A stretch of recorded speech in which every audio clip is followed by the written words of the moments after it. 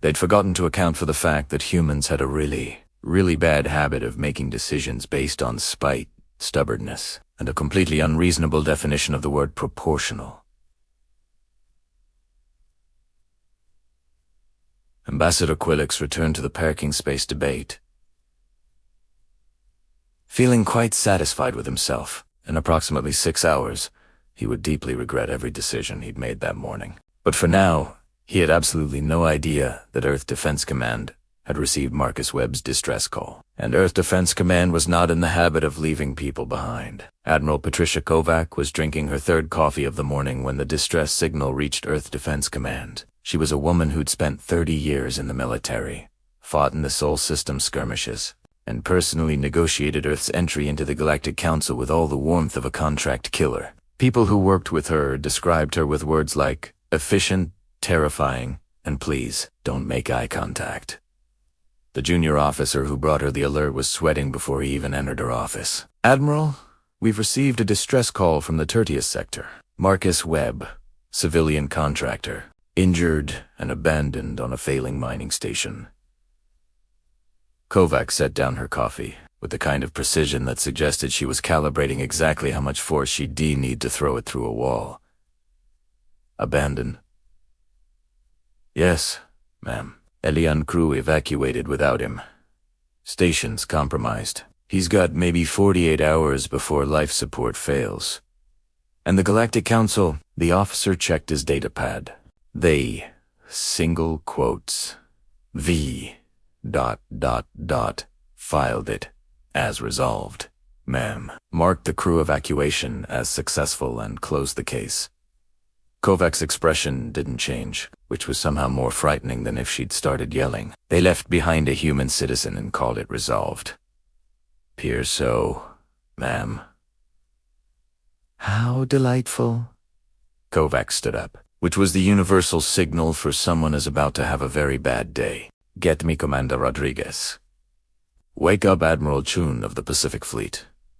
Contact the European Defense Force and ask them how many ships they can spare for a humanitarian mission. Full expeditionary loadout.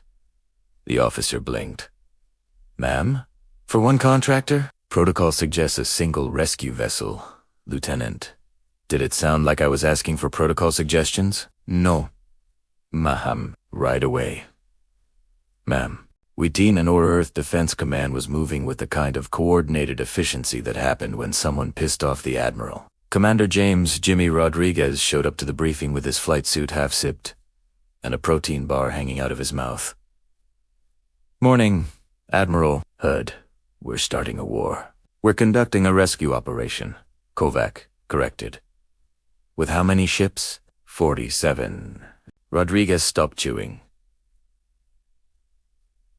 For one guy? For one human. Commander. The distinction matters. The Galactic Council has decided that leaving our people behind is acceptable behavior. I'm going to educate them on why that's incorrect. By showing up with an entire fleet. By showing up with enough firepower to glass a planet. Yes, I find it helps with the education process. Kovac pulled up a tactical display. The Tertius sector is technically neutral space, which means we can establish a presence without violating any treaties. We'll extract Mr. Webb, set up a forward operating base, and make it very clear to the Council that Earth takes care of its own.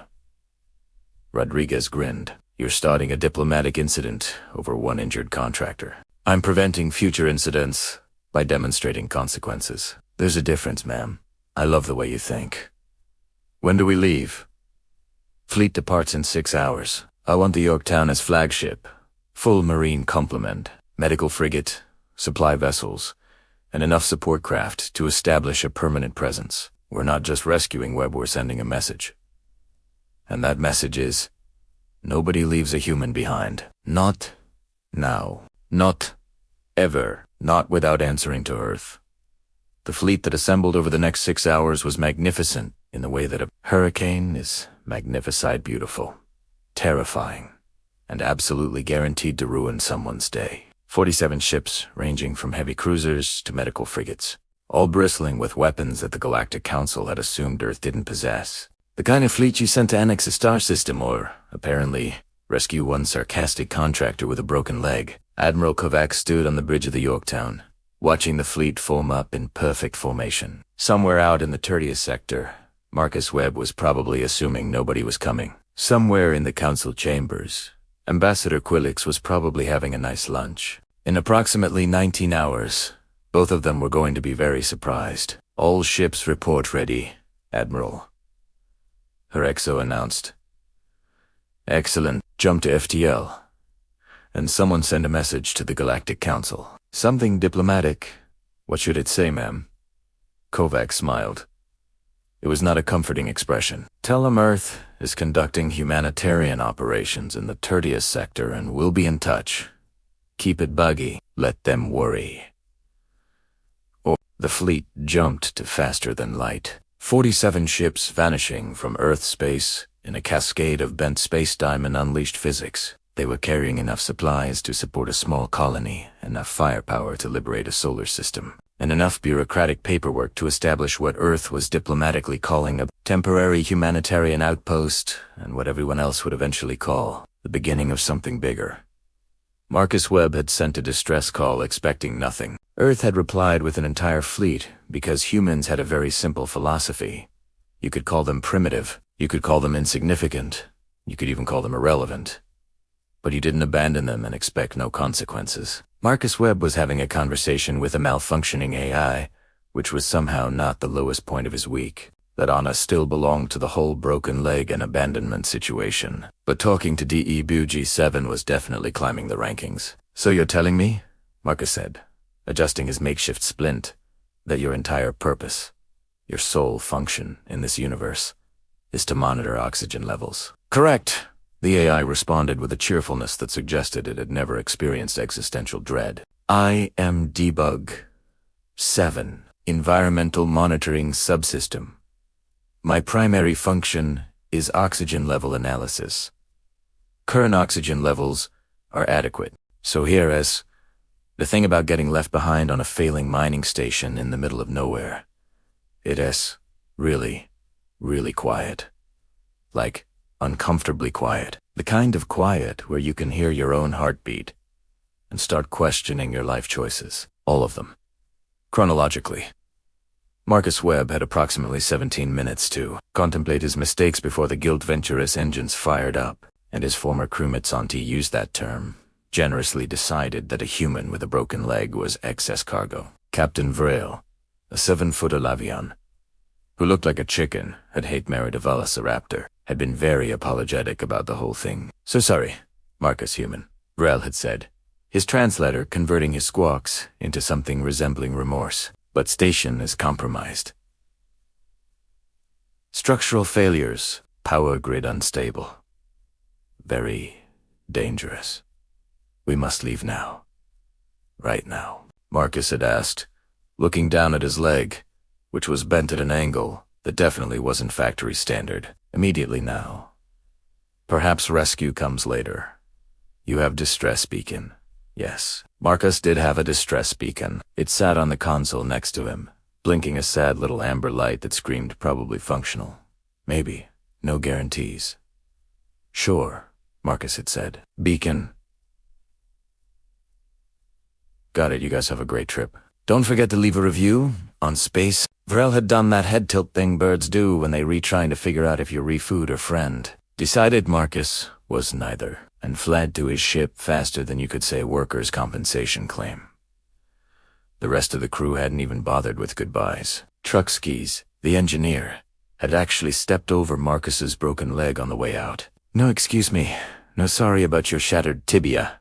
Just casual disregard and the smell of sulfur." And now here Marcus sat, alone in station, Kepler 7, which was basically a oversized tin can that processed lithium and regret.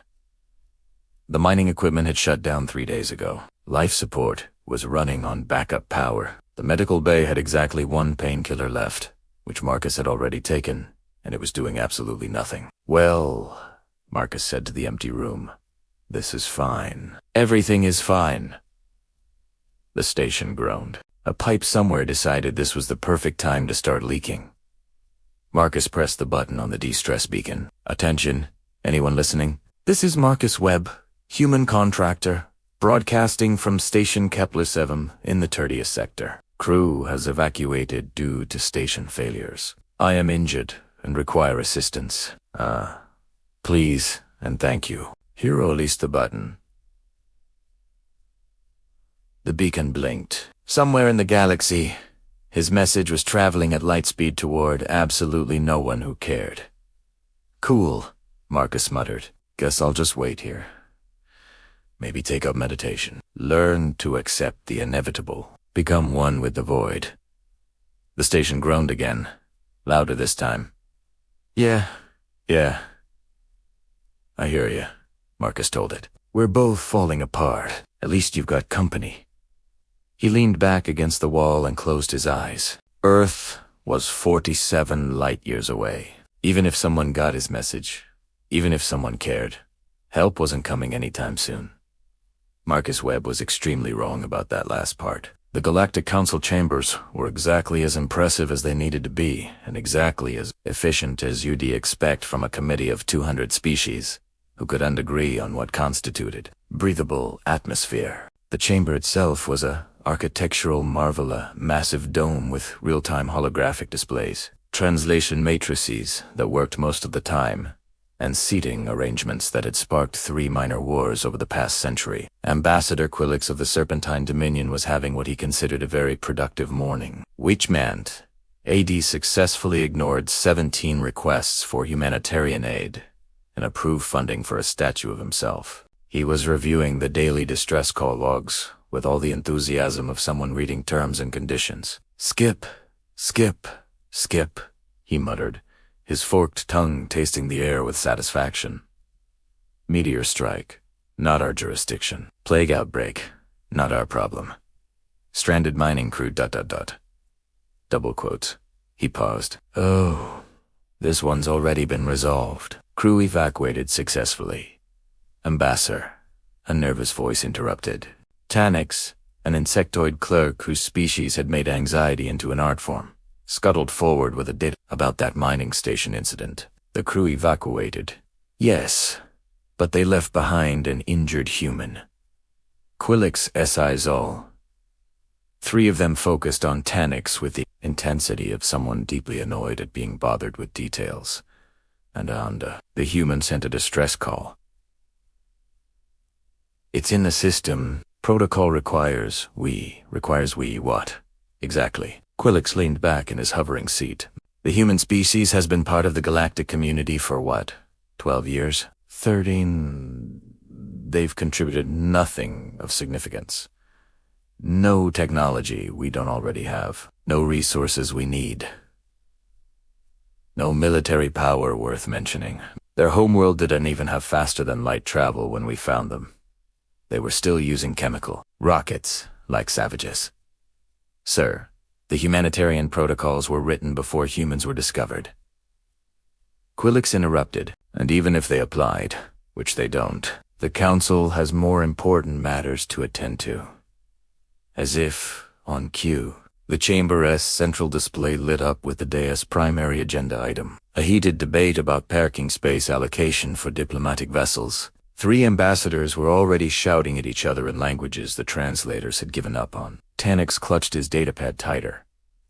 But sir, the human sent a distress call. If Earth inquires. Earth, Quillix laughed. A sound like stones scraping together. Earth has 6 outdated cruisers and delusions of relevance. They barely have a presence beyond their own solar system. What are they going to do? File a complaint. Launch their adorable little fleet. By the time they mobilize anything, the human will be dead or rescued by salvagers.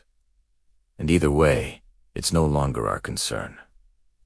Around the chamber, other ambassadors nodded in agreement. The general consensus on humans was clear. They were the galactic equivalent of that neighbor who just moved in, didn't know the rules, and kept asking annoying questions about why things were done certain ways. File the distress call in the archive, Quillix ordered.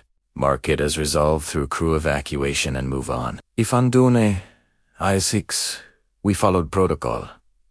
But we didn't actually, Tanix.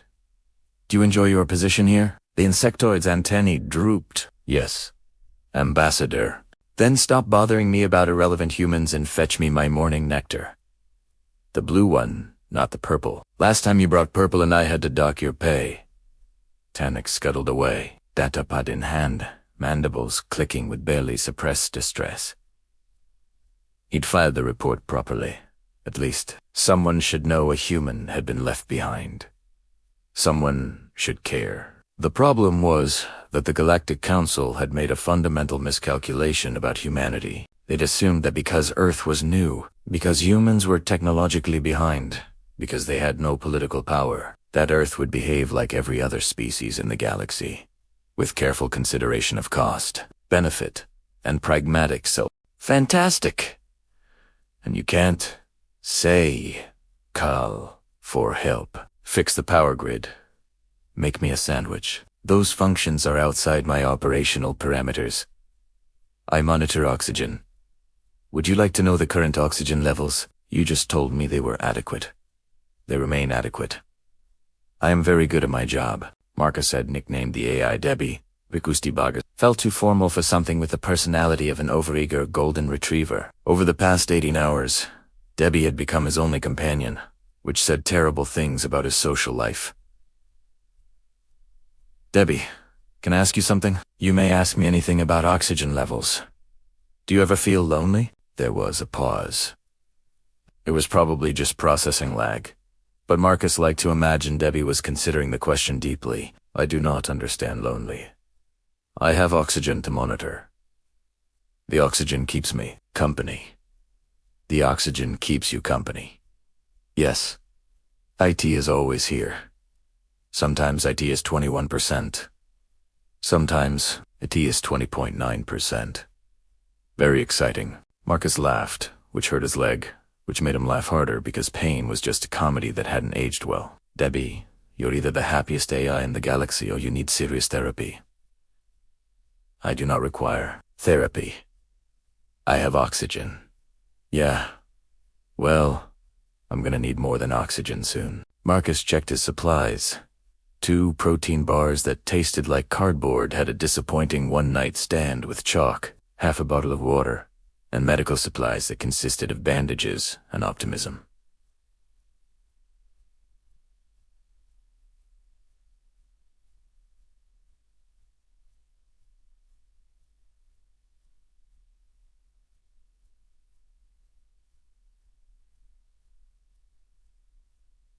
How long until life support completely fails? Life support will remain functional for approximately 31 hours before critical systems failure. 31 hours. Great. That's plenty of time to contemplate my life choices and maybe learn to juggle. I do not believe juggling will affect oxygen levels. Debbie, I love your commitment to staying on topic. Marcus was trying to decide whether his last meal should be the protein bar that expired last month or the one that expired last year when Debbie's cheerful voice suddenly changed tones. Alert. Detecting massive energy signatures. Approaching station. Marcus's heart did something interesting involving both hope and terror. Energy signatures, like rescue ship energy signatures, analyzing. Signatures consistent with multiple large vessels.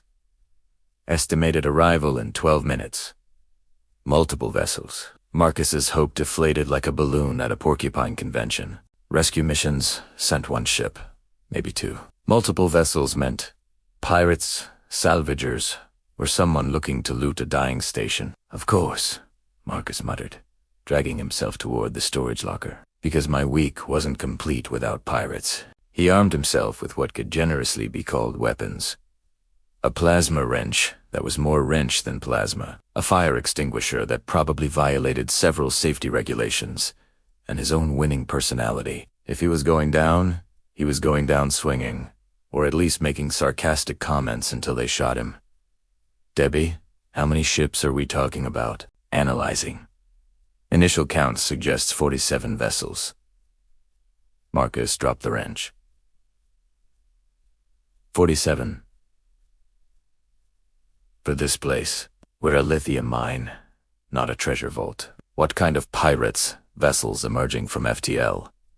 Wait, Correction, energy signatures. Match human defensive fleet classification. The words hung in the air. Marcus stared at the ceiling, where somewhere beyond the failing station, apparently, Earth had shown up. Human fleet, Marcus repeated. Earth sent. Debbie, how many ships did you say? 47 human vessels.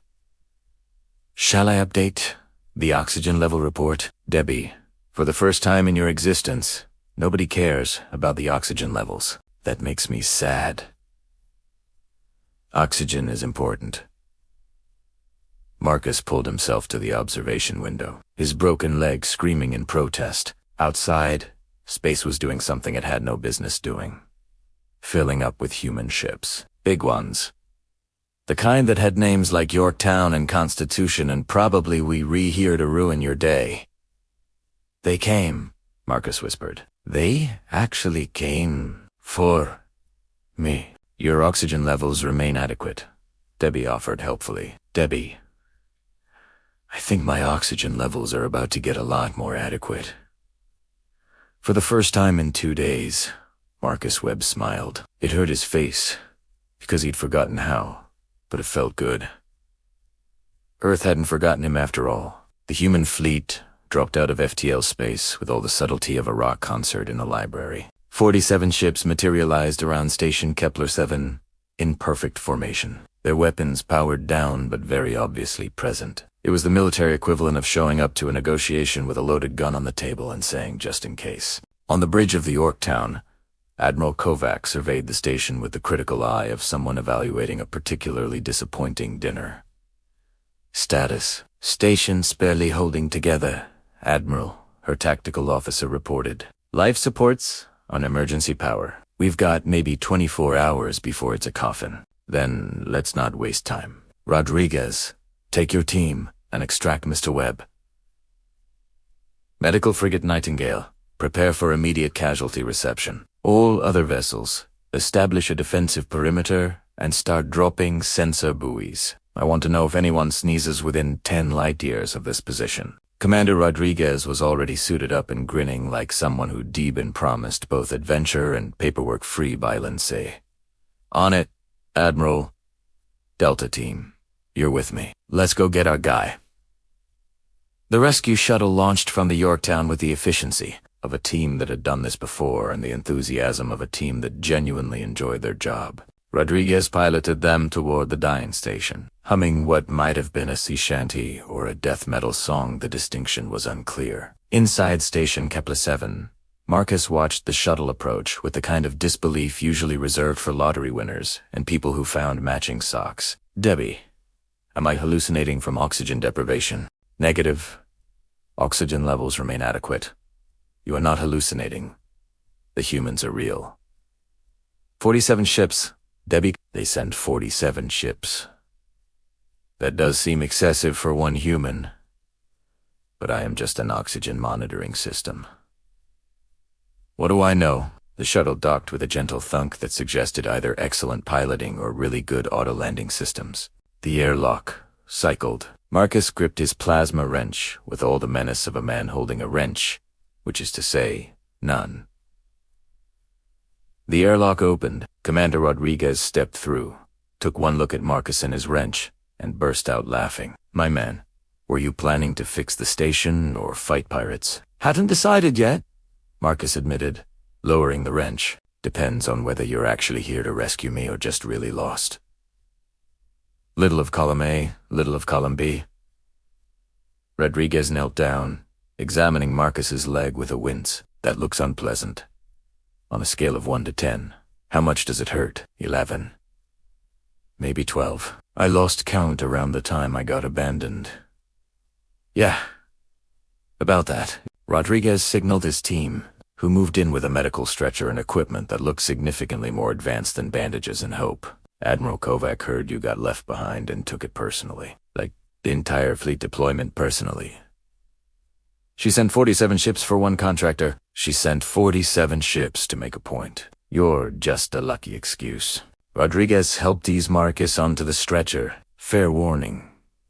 Admiral Kovac is terrifying. She makes drill sergeants cry. but she's got this whole thing about not leaving people behind. Takes it very seriously.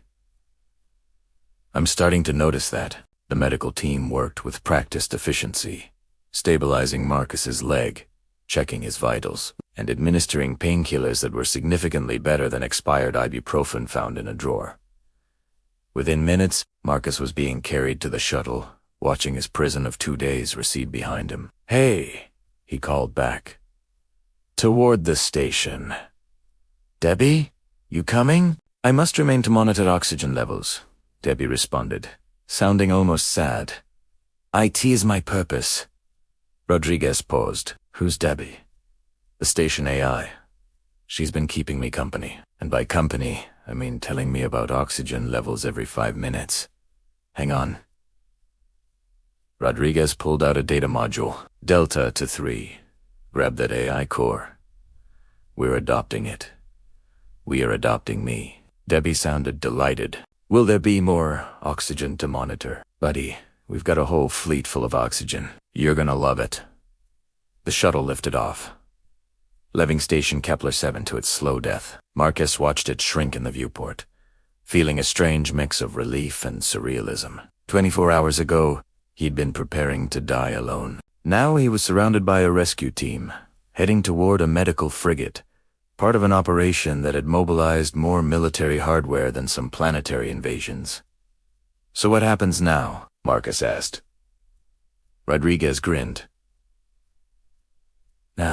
Now we establish a temporary humanitarian outpost, which is military speak for we're moving in and nobody can stop us. Admiral's already dropping supply depots and sensor platforms. By tomorrow, this sector will have more human presence than the past decade combined. Because I sent a distress call. Because the Galactic Council decided leaving humans behind was acceptable. Admiral Kovacs showing them why that was a bad assumption. The medical frigate Nightingale was everything Station Kepler-7 wasn't.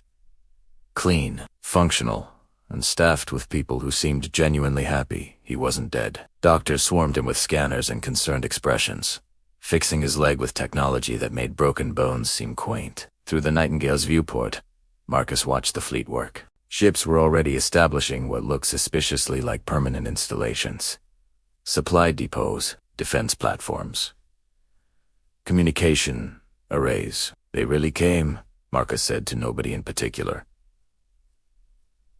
A nearby nurse smiled. "Humanity doesn't do half measures, Mr. Webb. Someone hurt one of ours. Now we're here to make sure it doesn't happen again. Somewhere in the galaxy." The Galactic Council was about to receive some very concerning reports about human fleet movements. Admiral Kovac was looking forward to their call. Marcus Webb was recovering in a surprisingly comfortable medical bay when Earth decided to start a diplomatic incident. He knew this because the Nightingale's intercom kept broadcasting updates that sounded increasingly like the opening moves of a chess game played with warships. "Attention all personnel. Galactic Council has requested immediate communication with Admiral Kovac." Admiral's response: "She's busy. They can wait."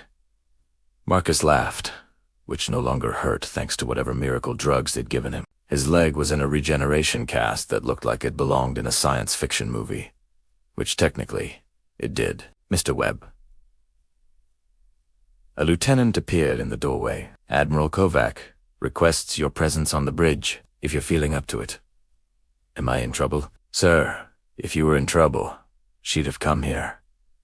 This is more of a victory lap situation." The bridge of the Yorktown was controlled chaos, with officers managing everything from supply logistics to diplomatic communications. Admiral Kovac stood at the central command console, looking like someone who'd just won an argument and was preparing to win several more. "Mr. Webb," she greeted him without turning around. "How's the leg?" "Better than it was. Thank you for the rescue and the fleet." That was ... comprehensive. "We don't do things halfway." Kovac gestured to the tactical display, which showed the Tertia sector now absolutely littered with human installations. "In the past 18 hours, we've established 6 supply depots, 12 sensor platforms, and a forward operating base that's officially temporary and unofficially permanent. The Galactic Council is very upset. I can imagine. They're sending Ambassador Quillix to negotiate our withdrawal. He should arrive in about 10 minutes. I thought you might enjoy watching. Marcus settled into an observer's chair, accepting coffee from a passing ensign. This is because they left me behind. This is because they thought leaving you behind had no consequences. Kovac's expression was calm, but her eyes had that predatory focus of someone about to demolish an opponent. They assumed Earth was too weak, too new, too irrelevant. To respond, they made a miscalculation. I'm here to educate them. The communication console chimed. Admiral Ambassador Quillix is hailing us. He sounds... ... agitated. Put him through. Let's be polite. The view screen flickered to life, showing Ambassador Quillix in what appeared to be a very expensive office. His scales were slightly ruffled, his 3 eyes darting nervously. Admiral Kobaki began with forced diplomacy. Earth's presence in the Tertius sector has been noted. While we appreciate your enthusiasm for humanitarian work, the Council requests you withdraw your fleet. This level of military presence is unnecessary and potentially destabilizing. Kovac smiled. It was not a reassuring smile. Ambassador, we're simply ensuring the safety of our citizens. Mr. Webb was abandoned on a failing station. We found this concerning. One human contractor is hardly one human citizen. Kovac, and before you finish that sentence, I should inform you that Earth has been conducting an audit of abandoned crew members across the galaxy. In the past 5 years, 43 humans were left behind by alien crews in situations ranging from inconvenient to fatal. The Council marked these as resolved without investigating whether the humans survived. We find this unacceptable. Quillix's scales rippled with discomfort. Admiral, surely you understand that in the vastness of space, unfortunate incidents are preventable with proper protocols. Protocols that apparently don't apply to humans because Earth is new and unimportant. So we're establishing what we're calling humanitarian outposts throughout the galaxy. Places where abandoned crew members of any species can find assistance. We're very generous that way. You can't just establish military bases. They're not military bases, Ambassador. They're humanitarian outposts. With medical facilities and supply depots. And defensive capabilities. For safety, Marcus watched Quillix's expression cycle through anger, confusion, and the dawning realization that he'd been out. Admiral, this is a blatant power grab disguised as humanitarian work. Yes, I'm glad you understand. Kovac leaned forward. Here's how this is going to work, Ambassador. Earth will maintain these outposts. We'll provide rescue services to any abandoned crew members, human or otherwise. We'll charge very reasonable fees for these services, and the Council will officially recognize our humanitarian mission, because the alternative is admitting you've been negligent with sentient lives for decades. This is extortion. This is consequences. You wanted to treat Earth as irrelevant. Now we're relevant. You wanted to ignore human lives. Now, we're impossible to ignore. And if you'd like to discuss withdrawing our fleet, I'm happy to schedule a meeting. In about 6 months, I'm very busy establishing humanitarian infrastructure. Quillix looked like he wanted to argue, realized he had no leverage, and made the expression that universal translators interpreted as defeated bureaucrat. The Council will hear about this. I certainly hope so. Kovac out. She cut the connection and turned to her crew. Status report on the outposts. All installations operational. Admiral, supply chains established. We've already received 3 distress calls from non-human crew members in nearby sectors. Excellent. Respond to all of them. Let's show the galaxy what proper humanitarian work looks like. Marcus shook his head in disbelief. You just used me as an excuse to establish a galactic presence. I used the Council's negligence as an excuse. Mr. Webb, you were simply the catalyst. Kovac accepted a datapad from her exo. But here's the thing. We're actually going to run these outposts properly. We're going to rescue people, provide medical aid, offer supplies. We're going to do the job the Council should have been doing all along. And if that accidentally results in Earth having strategic positions throughout the galaxy, well, that's just good policy. And Debbie, your AI friend. She's been assigned to the Yorktown's environmental systems. Apparently, she's very excited about monitoring our oxygen levels. She's already filed 47 reports. In 18 hours, she's very thorough. Marcus looked out at the fleet, at the installations, at the galaxy that had abandoned him, and the species that had shown up with overwhelming force to prove a point. I just wanted someone to pick me up.